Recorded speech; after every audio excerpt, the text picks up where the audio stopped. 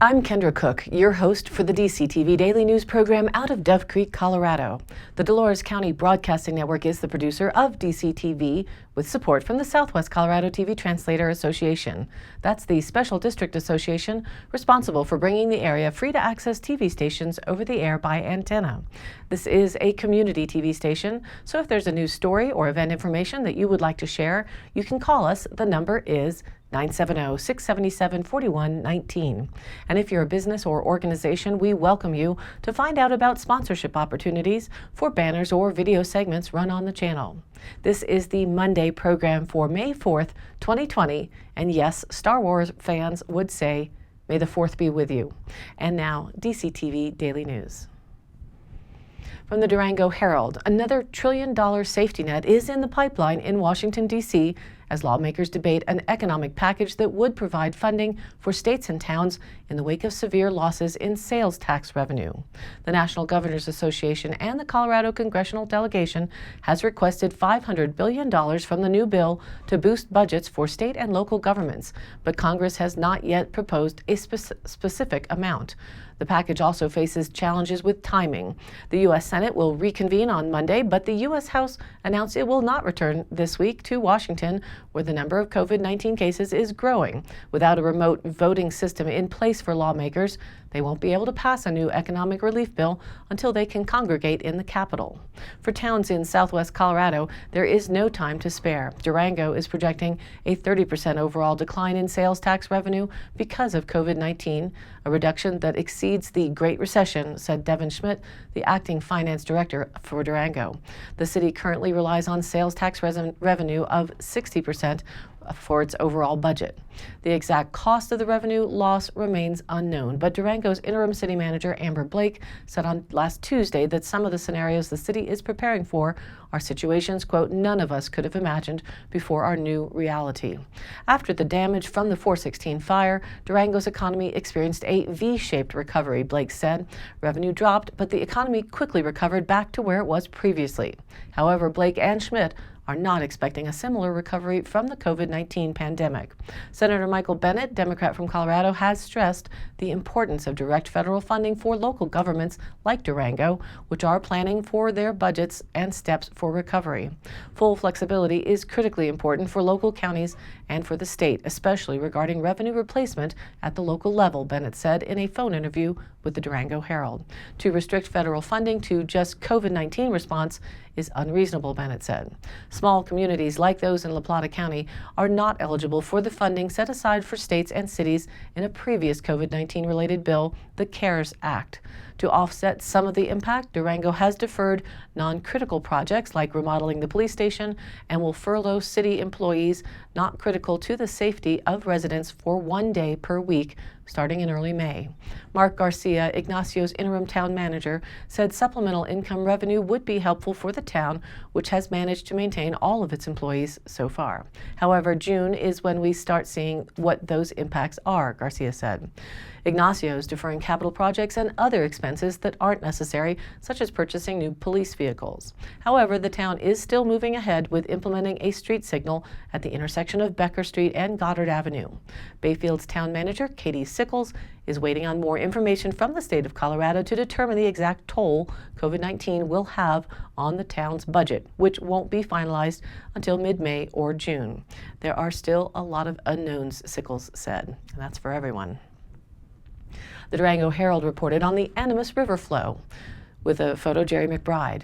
The forecast for the spring runoff on the Animas River does not look promising. Below average water volumes, a below average peak flow, and an early snowpack melt.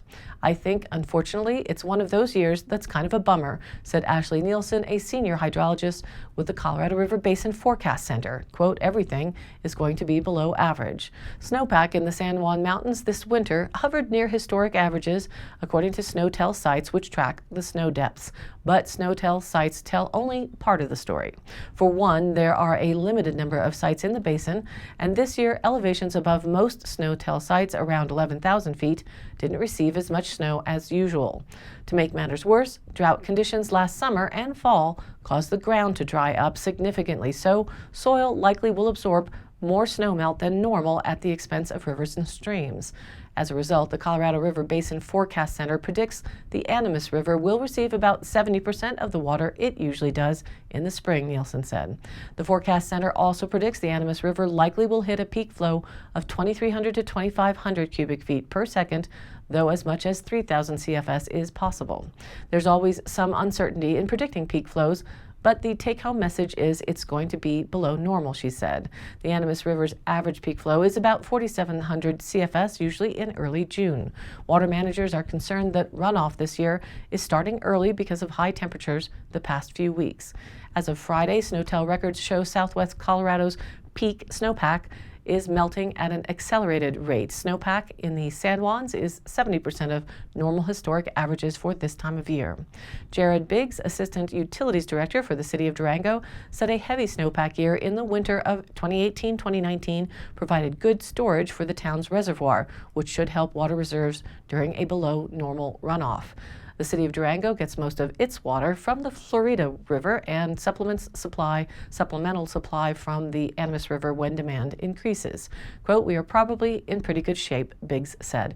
"But if this dry, hot weather persists, particularly in August and September, then maybe we can start to worry." Water is not being pulled from the Animas River to Lake Nighthorse this year, said Russ Means, general manager of the reservoir, as crews work on the intake structure across from Santa Rita Park. On Friday, the Animas River was running at 1,700 CFS, which is 25% higher than average for this time of year, said Frank Kugel, director of the Southwestern Water Conservation District. Over the weekend, flows were expected to increase to 40% higher than normal. "It's great that there's that much water in the river, but with that much water coming off now, there will be less available later in the season," he said. "It's a little disconcerting for the water supply for later this summer, and I envision the boating season will be shorter than usual." While the Animas River's discoloration has caught the attention of some residents in recent days, resembling shades of the Gold King mine spill, it does not appear contamination has occurred. Catherine Jenkins, a spokeswoman for the Environmental Protection Agency, said everything was running as normal at the water treatment plant on Cement Creek, which treats discharges out of the Gold King mine.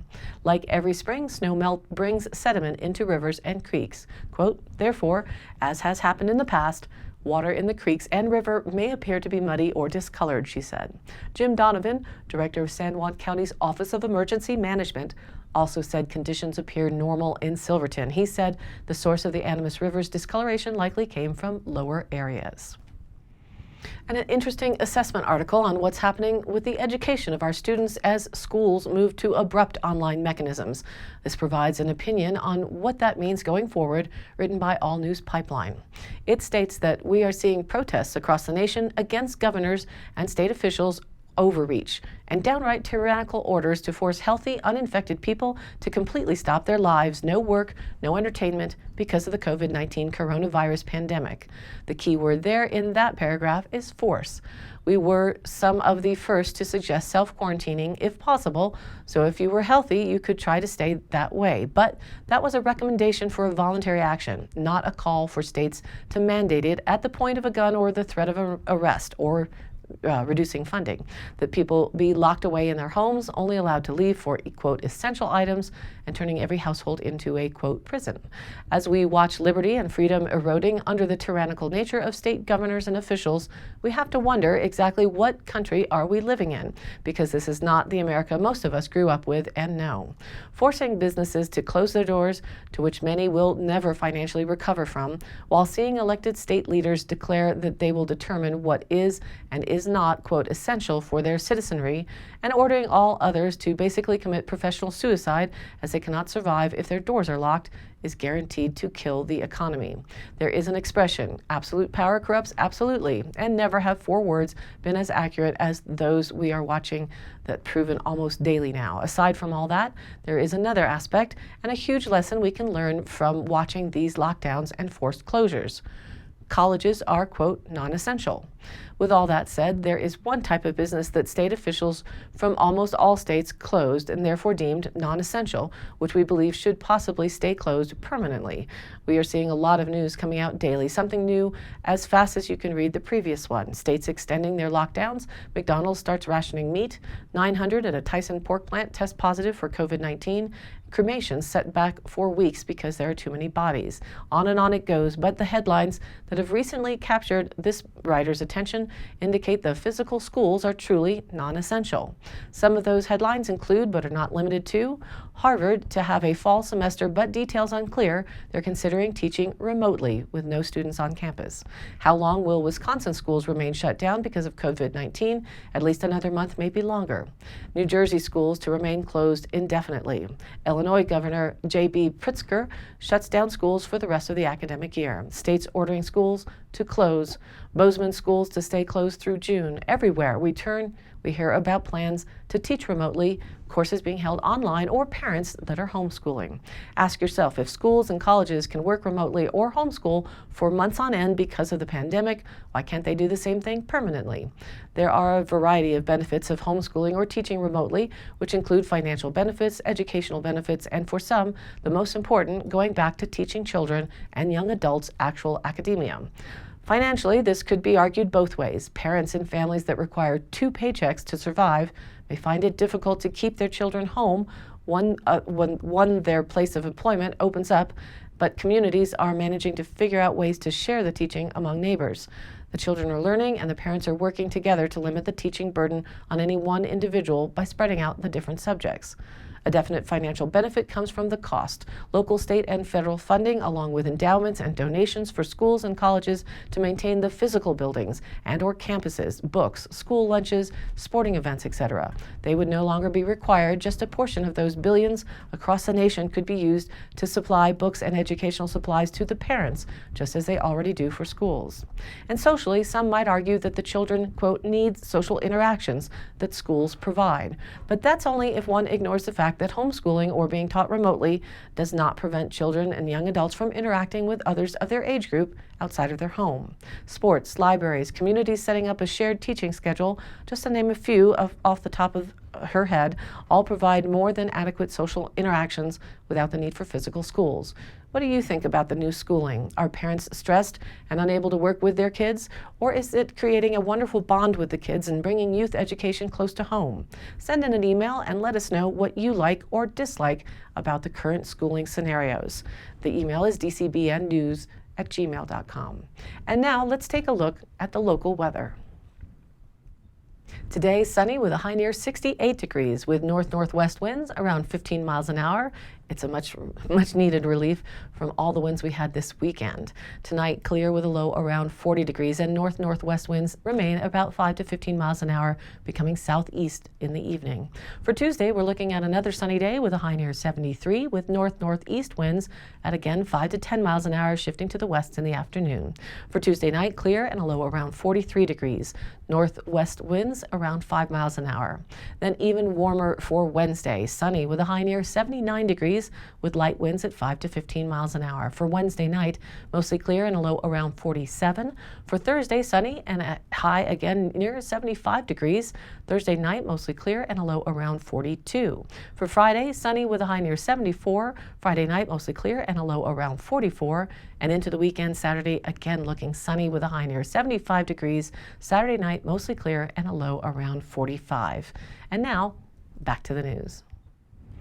The Bureau of Land Management, or BLM, Tres Rios Field Office is seeking public comments on the Draft Environmental Assessment, EA, for the 22,000-acre Spring Creek Basin Wild Horse Herd Management Area Plan in Disappointment Valley. The proposed plan evaluates the area's landscape conditions and current wild horse management levels and identifies wild horse management objectives. The EA analyzes a revision of the current plan under the 2015 Tres Rios Field Office Resource Management Plan, which requires the field office to evaluate and update the herd management area plan within 5 years. The BLM appreciates the public input we receive, stated Tres Rios Field Manager Connie Clemenson. This revision will keep our herd management plan aligned with the condition of the vegetation, soil, and water resources and ensure a healthy horse herd. The plan will ensure the herd management area is at an appropriate management level of wild horses and address fertility control techniques, herd genetics, gather techniques, and new water developments. The herd management area is currently near capacity of wild horses. Comments must be received or postmarked by May 31st, 2020. The associated documents and scoping letter are available on the BLM e-planning website at go.usa.gov.